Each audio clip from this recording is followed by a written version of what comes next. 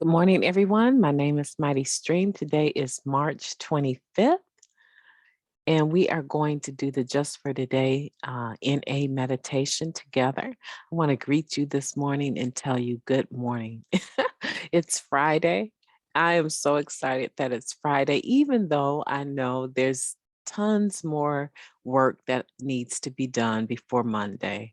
Right? I'm a student in an accelerated master's program, pursuing 2 masters in counseling, mental health counseling, and school counseling. And so, even though I know it's Friday, I know that there's some other work that needs to be done, but it's just really exciting to get through the whole week on such a good note. And I'm not sure what your week was like, but I just really thank God for such a beautiful week and a productive week. So I want to greet you this morning on Friday and say to you that you can do it. Just punch in one more time, one more day. For some people, you're punching in on Saturday as well, but just punch in one more time and bring that energy and be positive because what you put out generally is what you receive. So let's get into the Just for Today.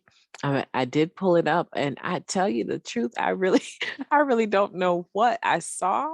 I did see that it was there, and I wanted to go ahead and get into it. Let me drink just one little sip of coffee here.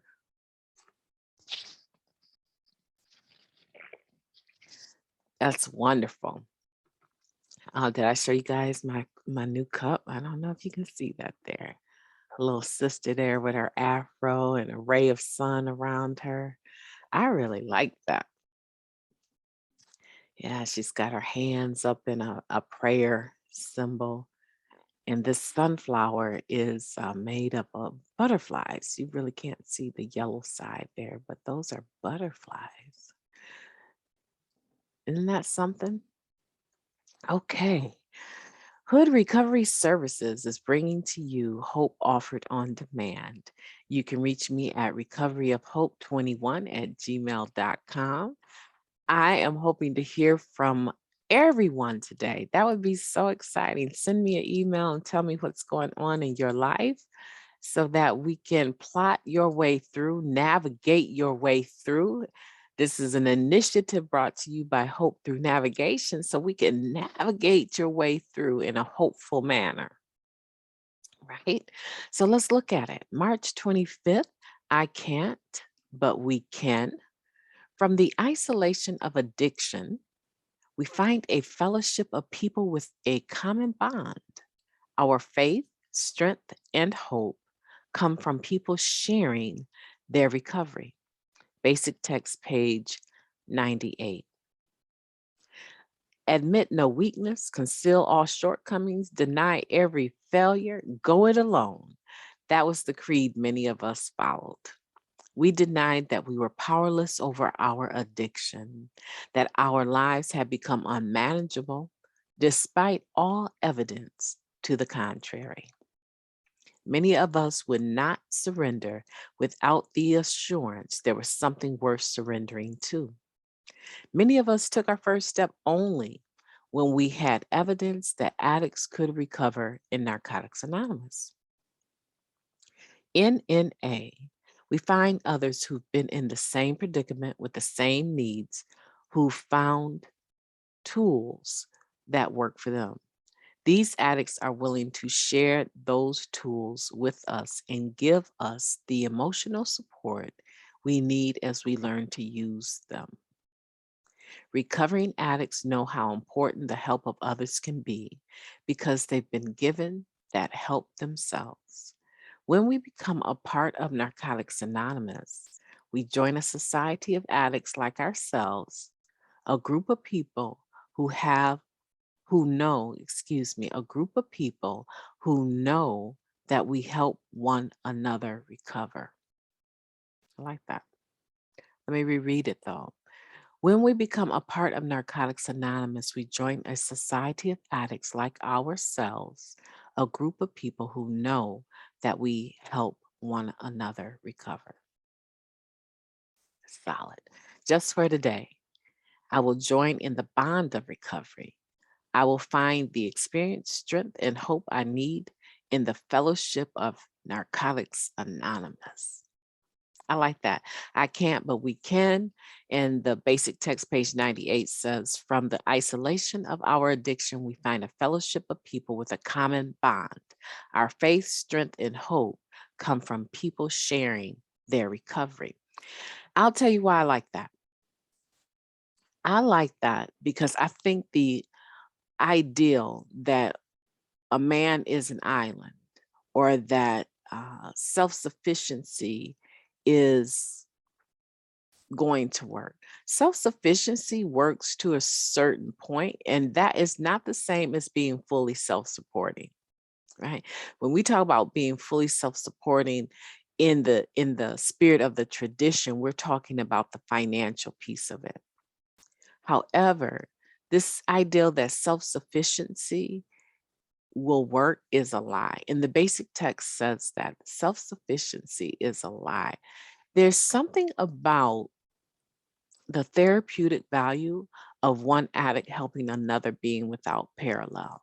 So when we examine that and say, I can't, but we can, that means that the moment I'm closed fist like this and I'm all by myself and I say, I can do it. I don't need to talk about any of that stuff from the past. I don't need your help. I got this. I'm gonna stay clean, right?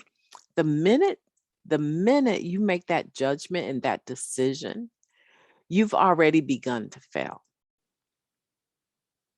That's a big statement. You have already begun to fail, because that means that as life happens and it makes its way towards you, you have to operate out of that statement. In a sense, you've already judged or condemned yourself, right? Because now you're saying, I'm not going to have anyone give me any input on how I recover or how they did it. I'm going to go it alone. And what you find is that when life shows up and meets you, you are there alone meeting life. It's an odd thing to have no one in your fellowship or your network when things go crazy.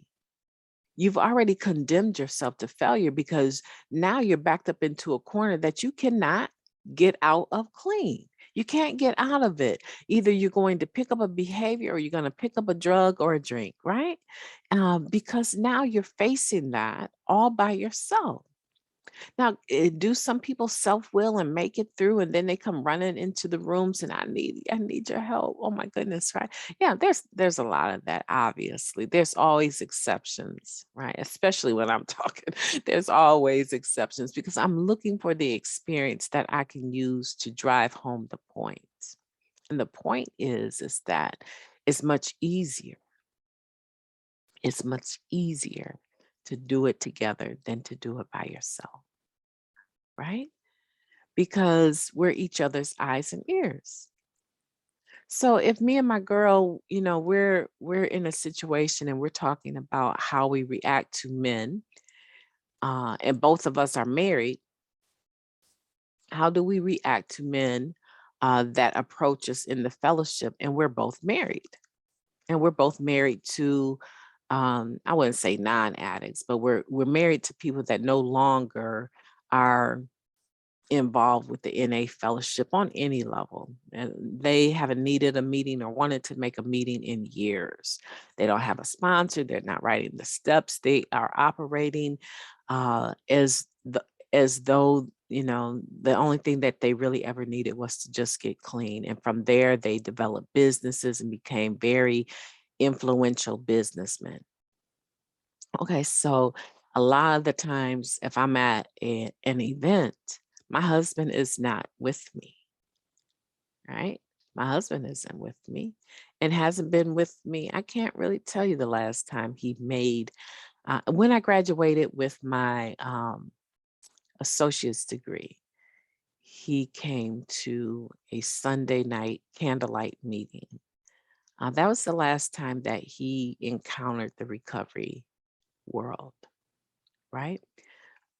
And he experiences it through me. So he doesn't have a need to go to meetings, even though I think he should. He doesn't have a meeting. So me and my girl, we're talking about, how is it that the men continue to approach us knowing that we're married women? And I tell her my point of view, and she shares her point of view. And her point of view might be it's no problem to look long as you don't eat. And my problem might be I don't even want to look, right? So here we are and having this discussion. And then because we have developed a commonality, a relationship discussing something that we've seen our similarities and we understand that we're both experiencing this. So when it looks like someone is pulling me aside and talking to me on a regular basis at the meetings, and next thing you know, I'm sitting in the vehicle chit chatting with them, and I'm a married woman, right? So if that was to happen, she would now have the eyes and ears to be able to come to me and say, Mighty Stream, what are you doing? What is going on with you, girl? You don't even usually after the meeting, you up and out of here, but now you hanging around talking to Joe Blow. What is going on? Right? In that moment, I'll be like, girl, you know what? I'm so glad you checked me because for just an instant, I just was like, it'd be so nice to make a meeting and do fellowship and conventions with someone in recovery. I'm gonna tell you the truth, I was starting to slide, right? Isn't that wonderful that you could have someone in your and this is not a real experience. This is not this has not happened. So I want to make sure that you understand that I am making an example so that you understand that it is nice to have someone that you can identify with in the rooms of recovery, that you know them and they know you, and you have given each other permission to recover together, the good and the bad, the permission to speak into one another's lives about areas that you may not just open up to the whole fellowship.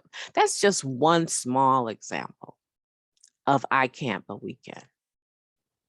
There's other instances.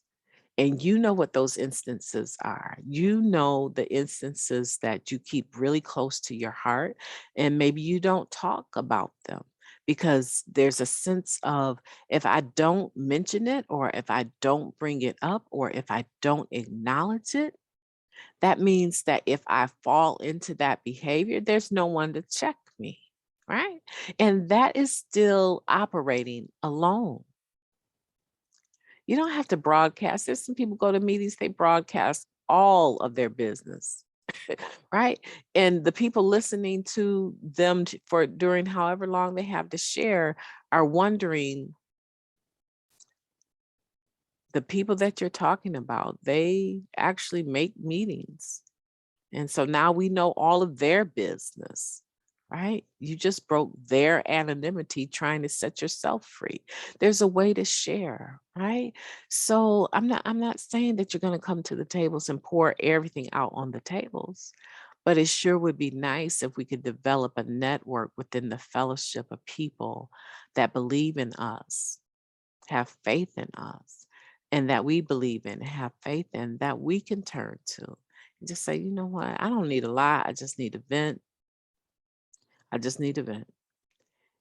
You can give me some feedback if there's something that you notice, that's fine, but I just need 10 minutes of your ear, right? So for those people that don't share in meetings and they're not accessing the benefits of the fellowship, I want to challenge you to pick one or two people that when they share, you are able to identify with them. You find yourself nodding your head. Mm, all right. You're finding yourself nodding your head when they're sharing. And I want you to begin to reach out to them, even if it's just as simple as hitting them up on Facebook or Messenger or some other social media and saying, can I get your number? It doesn't have to be in a public setting, but just pulling them aside just for a moment and say, I think we should connect. Can I get your number? And then tell them when you're going to reach out to them. Tomorrow, about this time, I'm going to send you a text. Let me know that you got my number and saved it in your phone. I tell people that all the time, text me. Make sure you text me first and tell me who you are so I'll remember that we've, spoken. right?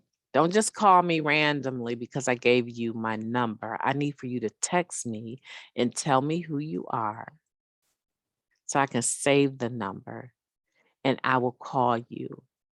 I will call you, right? And I do that. I do it so that they know that I'm just not ignoring them or passing my number out for, number's sake.